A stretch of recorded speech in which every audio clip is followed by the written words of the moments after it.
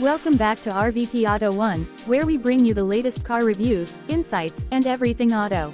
Today, we're diving deep into the Suzuki Mehran 2025. Yes, you heard that right, the iconic Mehran is back, and it's got a lot to prove in this era of smart tech, electric dreams, and fierce competition. Let's start with what's familiar. The boxy silhouette, still there. The unmistakable compact size, still there. But don't let that nostalgic appearance fool you. Suzuki has made some key upgrades under the hood and inside the cabin that actually make the 2025 Mehran stand out in its own way, especially for a budget-conscious market that still values simplicity, reliability, and easy maintenance. Under the hood, Suzuki has decided to stick with the tried-and-tested 800cc 3-cylinder FE engine. It's not groundbreaking, but it's efficient, fuel-friendly, and is exactly what it needs to for a car in this segment. There's a minor improvement in the fuel average, now offering somewhere around 18 to 20 kilometers per liter in city driving and up to 22 on the highway, depending on how light your foot is. Not bad for a car that's always been about practicality. The 2025 model now comes with a more refined 5-speed manual transmission that feels a bit smoother than older versions. The clutch is light, the gear shifts are more precise,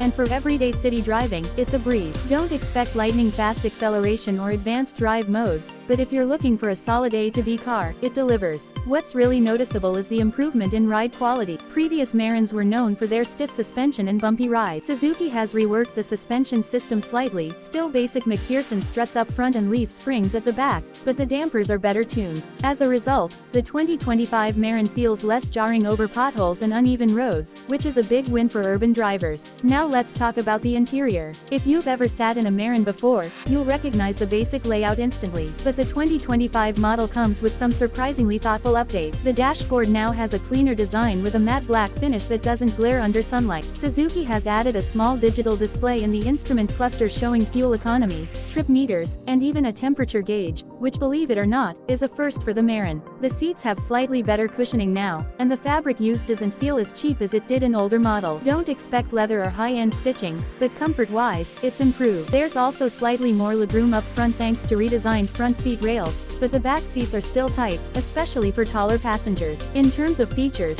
here's what you get. Manual windows, basic air conditioning, halogen headlights, and central locking on the higher variant. No power steering, no airbags, no infotainment screen.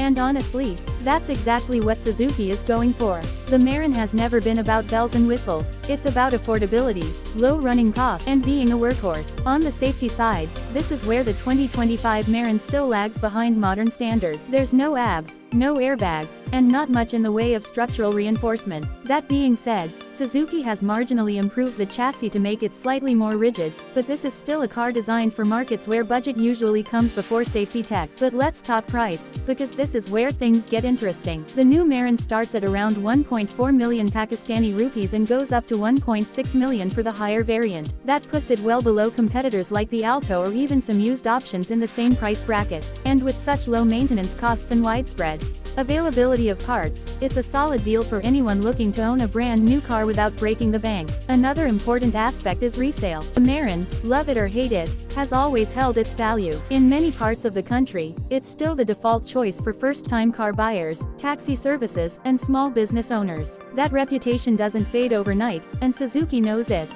Now let's address the elephant in the room. In 2025, is it really okay for a car to not have basic safety features or tech that's become standard globally? The answer isn't straightforward. From a global perspective, the Mehran feels outdated. In a local context, where fuel prices are high, inflation is squeezing wallets, and reliability matters more than anything, it still makes sense for a certain kind of buyer. In fact, Suzuki is leaning into that philosophy by marketing the Mehran 2025 not as a car for everyone, but as a practical solution for people who just need to get around. No distractions, no unnecessary tech, just a simple machine that does the job. It also helps that spare parts are still dirt cheap, easily available, and mechanics in even the smallest towns know this car inside out. Repairs are quick and easy. No need for dealership visits or complicated diagnostics. So who is the 2025 Mehran really for? It's for students, small families, delivery drivers, and anyone looking to transition from bikes to four wheels. It's not exciting. It's not luxurious. but it's dependable, and in this price bracket,